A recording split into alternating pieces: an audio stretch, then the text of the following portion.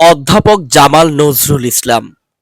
Cambridge বিশ্ববিদ্যালয়ের ছাত্রছাত্রীরা তাকে ডাকত ডিডি, মানে ডক্টর অব ডক্টরস। আমেরিকার বিখ্যাত বিশ্ববিদ্যালয় ক্যাথলিকে তিনি যখন পড়াতেন, তখন তাকে ডাকা হতো জিপি, মানে গ্রেট প্রফেসরস।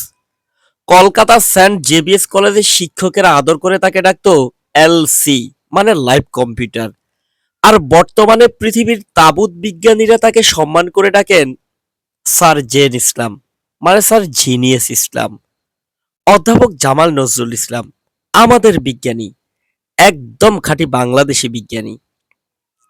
বলা হয় পৃথিবীর 7 জন সেরা বিজ্ঞানীর নাম বলতে গেলে নাকি তার নাম উঠে আসবে। কথাটা একদম মিথ্যা নয়, কারণ তার অন্যতম সেরা বন্ধু স্টিফেন হকিং বলেছিলেন, he is only greatest, I can't rich his highness. তার উচ্চতা স্পর্শ করার ক্ষমতা আমার নেই।